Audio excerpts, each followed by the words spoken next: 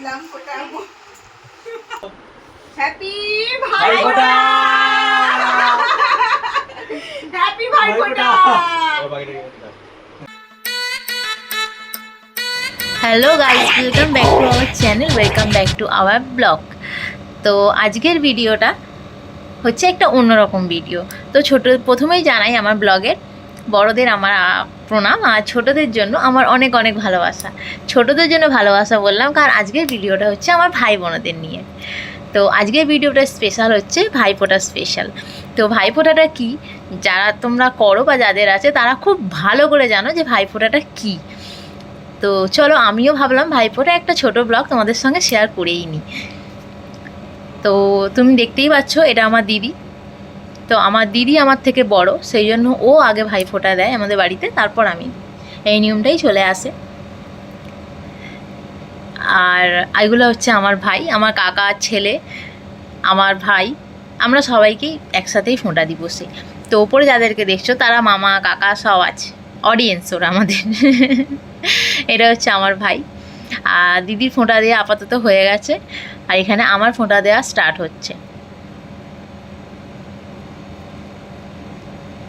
আমার ভাইরা হচ্ছে কি জানো তো, সবার কাছেই সবার ভাইরা খুব স্পেশাল, আমার কাছেও আমার ভাইরা খুব স্পেশাল। কারণ আমি চাই প্রতিবারে আমার ভাইদের ভাইফোঁটাতে নতুন নতুন কিছু জিনিস তৈরি করতে, যেটা আমাদের স্মৃতি হয়ে থাকুক ভাইফোঁটা। তো এবারও আমি একটা নতুন জিনিস করেছি, তোমরা দেখতে পাবে ভিডিওটা, তোমাদের সঙ্গে শেয়ার করেছি। তো দেখো আমার ফোঁটা দেওয়াটা হচ্ছে, আমি আমার ভাইকে ফোঁটা দিলাম, তারপর এই ভাইকে দিলাম, আর ক্যামেরাম্যান যে আছে করছে তাকেও দেখতে পাবে তোমরা, সে খুব ভালো করে কথা বলে।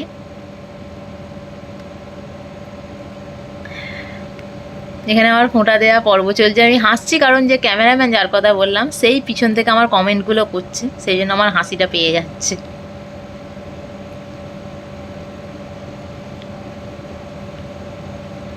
আমার ভাইয়ের নজর কিন্তু আমার পুরো প্লেটের দিকে, দেখেছো? আমার ভাই ভাবছে কখন আমি দিদি শেষ করবো আর কখন আমি খাবো, ও শুধু প্লেটের দিকেই তাকিয়ে আছে।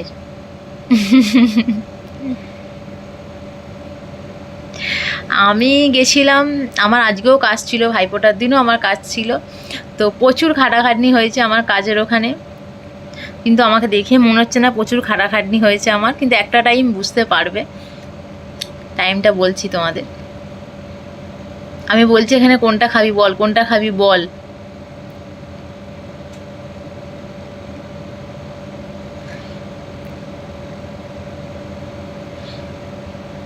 বুঝতেই পারছো এই টাইমটা বলছিলাম আমি কেন এতটা টায়ার্ড। তো এমনই কাজ করেছিলাম আমরা, তো আমাদের পায়ের জায়গায় ছিল না, খুব অবস্থা খারাপ হয়ে গেছিলো। সেই কারণে আমি ভাইদেরকে বলছিলাম আমাকে নমস্কার করতে হবে না, ছাড়, আমার পা বার করতে বলিস না, কারণ আমি হাঁটতে পারছিলাম না।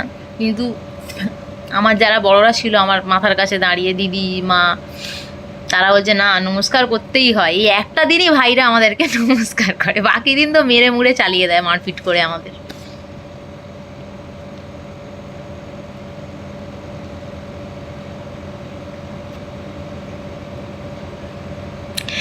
এই ভাইফোঁটা জিনিসটা না এমন একটা সম্পর্ক, ভাই বোনের সম্পর্ক, যেটা হচ্ছে পৃথিবীর সব সম্পর্কের থেকে দামি সম্পর্ক।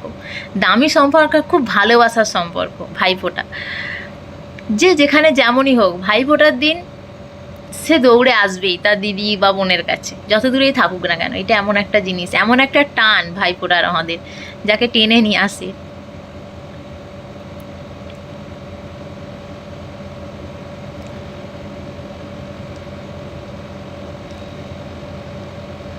এখানে আমাদের ভাইদের খাওয়ার পর্ব চলছে।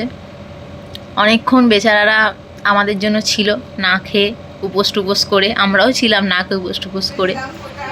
আর এইটা হচ্ছে স্পেশাল, কারণ আমার দিদি বলেছিল যে আজকে আমাদের নতুন বোনফোঁটা হবে, চল।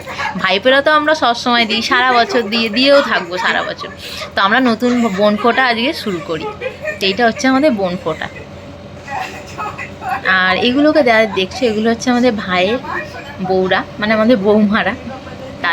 তারাও আমাদের সঙ্গে সেইভাবেই মেশে, বোন দিদির মতোই সম্পর্ক আমাদের। তো সেই জন্য দিদি বললে চল আমরা বোনফোঁটা শুরু করি নতুন। এটা খুব মজার একটা জিনিস হয়েছিল বেশ।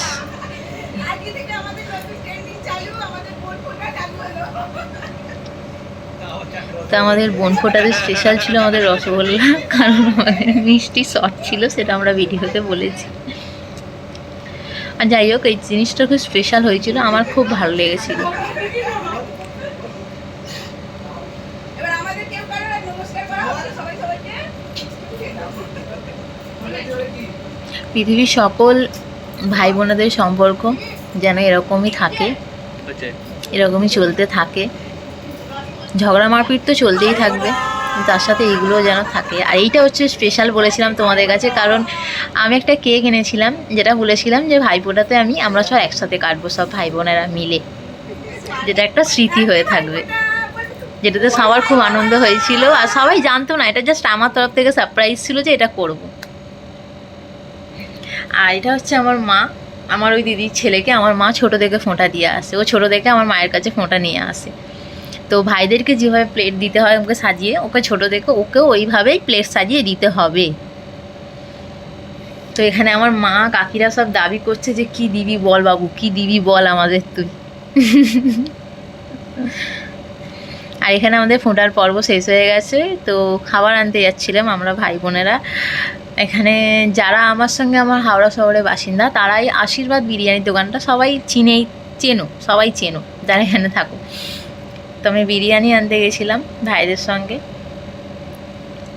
আমাদের অর্ডার দেওয়াই ছিল, আমরা জাস্ট গিয়ে নিয়ে চলে এসেছি।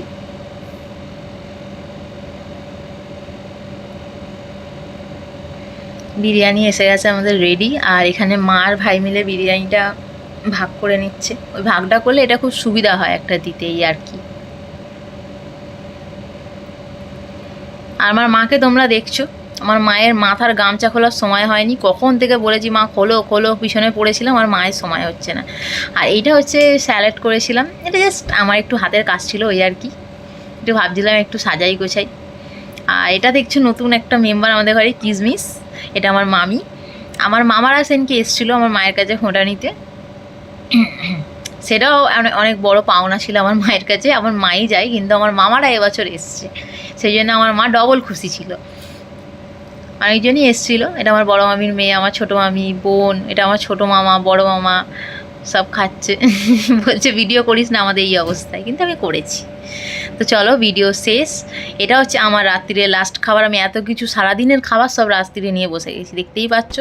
টাটা। ভিডিওটা যদি ভালো লেগে থাকে আমার লাইক, কমেন্ট, শেয়ার, সাবস্ক্রাইব করতে কিন্তু ভুলো না। আর ভিডিওটা কেমন হয়েছে জানিও। নেক্সট ভিডিও খুব তাড়াতাড়ি আসছে।